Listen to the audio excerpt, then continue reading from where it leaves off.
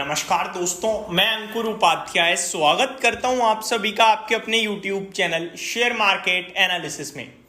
दोस्तों, प्रॉब्लम थोड़ी सी बढ़ते हुए दिख रही है ग्लोबल लेवल पे।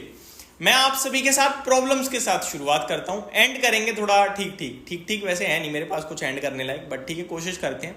शुरुआत करना चाहूंगा दोस्तों कच्चे तेल के साथ, जो इस समय सबसे ज्यादा चिंता का विषय मार्केट के लिए है। वैसे होना नहीं चाहिए, मतलब ये तो वही वाली चीज हो गई कि पहले आपके पास 100 रुपए, एग्जाम्पल मैं एक ठीक ढूंढता हूँ, मान के चलो पहले आप मंथली के 10,000 रुपए खर्च करते थे, फिर अचानक से आपका खर्चा कम हो गया और 8,000 रुपए महीने के खर्च हो रहे हैं आपके। फिर थोड़े दिनों बाद कुछ गड़बड़ हो जाती है और 9,000 रुपए खर्च होने लगते हैं। तो आप कहते हो अब तो 9,000 होने लगे, पहले 8,000 थे, जिसमें आप ये नहीं देख रहे कि उससे एक महीने पहले आप 10,000 रुपए महीने खर्च कर रहे थे। एग्जैक्टली होता हुआ दिख रहा है क्रूड के साथ। क्रूड एक समय पे $75 पे चल रहा था, $75 पर बैरल पे, सॉरी $85 पर बैरल पे, फिर घटकर सीधे 65 हो गया और अभी वापस से दोस्तों बढ़ता हुआ दिख रहा है, 77 की तरफ आ रहा है। तो फिर मार्केट को टेंशन हो रही है। अभी भी कच्चे तेल की बात करूं तो लगभग 1.5% ऊपर दिख रहा है दोस्तों, 6243 पे आ चुका है इंडियन करेंसी में। तो ये थोड़ा चिंता का विषय बनता हुआ दिख रहा है इस समय। केवल इतना ही नहीं, कमोडिटी प्राइसेस गोल्ड और सिल्वर के भी ये दर्शा रहे हैं कि ग्लोबल लेवल पे चिंताएं बढ़ रही हैं। सिल्वर 93,700 के पार हो गया है और गोल्ड 76,200 के पार निकलता हुआ दिख रहा है। तो ये अपने आप में थोड़ा टेंशन का विषय बन रहे हैं दोस्तों। तो कच्चा तेल हो या सिल्वर हो या गोल्ड हो, तीनों ही खराब दिख रहे हैं मेरे को। अब बढ़ते हैं हम आगे दोस्तों। अमेरिका में जॉब्स डेटा आया है, दमदार, भयंकर, शानदार, मेरे लिए कोई दिक्कत ही नहीं थी। और उसी के चलते मैंने आपसे कहा था कि अब क्या है कि रेट कट की उम्मीदें कम होंगी। प्रीवियस वीडियो जब मैंने डिस्कस करी आपके साथ, उसमें मैंने क्या कहा, अमेरिका का जॉब्स डेटा आउट और बहुत अच्छा है अब, लेकिन मार्केट अगर गिरा तो बाजार कहेगा कि अब रेट कट की उम्मीदें घट गई और ये खराब लग रहा है मार्केट को, लेकिन एक्चुअली में खराब है नहीं। उसी को लेकर जेपी मॉर्गन की एक फटाफट से रिपोर्ट आई है। उन्होंने कहा कि अब 25 बेसिस पॉइंट का रेट कट वो अगली पॉलिसी में देख रहे हैं, पहले वो 50 बेसिस पॉइंट का देख रहे थे। तो ये 25 बेसिस पॉइंट का अच्छा है, ये दर्शाएगा आपकी इकोनॉमी ठीक है। 50 बेसिस पॉइंट करोगे तो ऐसा लगेगा कि गड़बड़ है कुछ। तो मेरे हिसाब से तो ठीक ही है, बट लेट्स सी मार्केट कैसा रिएक्ट कर रहा है इस पे। एक बार जॉब्स डेटा मैं आपको दोस्तों बताना चाहूंगा। उम्मीद से काफी ज्यादा नौकरियां निकली हैं लोगों के पास, और जितना भी डेटा आया वो सारा का सारा पॉजिटिव साइड पे ही है। मैं एक बार चेक करके आपको बताना चाहूंगा कि कैसा है कैसा नहीं है। मैंने ऑलरेडी वैसे तो आपके साथ डिस्कस कर दिया है। यूएस एवरेज वीकली आवर्स की बात करें तो ये कमजोर है थोड़ा, 34.3 से 34.2 पे आया है, बाकी सब पॉजिटिव है।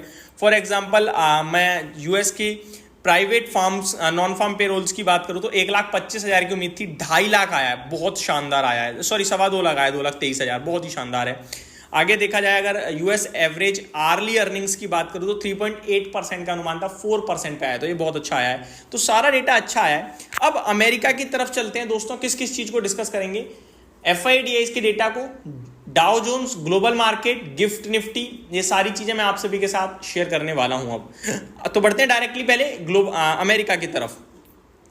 अमेरिका अच्छे डेटा के बाद कुछ खास नहीं कर रहा है। 30 पॉइंट केवल डाउ ऊपर है, नेस्डेक 60 पॉइंट ऊपर है, S&P 500 फ्लैट, रसल 2000 1% ऊपर है, तो ये अच्छा है। विक्स 3.5% घट रहा है, तो ये बहुत अच्छा है कि वॉलेटिलिटी, फियर फैक्टर थोड़ा नीचे आए तो बढ़िया है वो। यूरोप के मार्केट से खुशखबरी आ रही है दोस्तों। कैक 1% भाग रहा है, डेक्स आधे % और फिट्सी में भी फ्लैट टू पॉजिटिविटी देखने को मिल रही है। ग्लोबल मार्केट्स की बात करूं तो निकाई यानी जापान फ्लैट टू पॉजिटिव बंद हुआ, शंघाई ओपन ही नहीं, आई थिंक बंद, छुट्टी पे चल रहा है शंघाई। हैंगसेंग आपके लिए 3.25% रैली, भाई वाह, ये तो मजा ही खड़ा, अलग ही लेवल पे भाग रहा है। कॉस्पी 1.23% ऊपर था आपका, और ताइवान में गिरावट देखने को मिली आधे % के करीब की।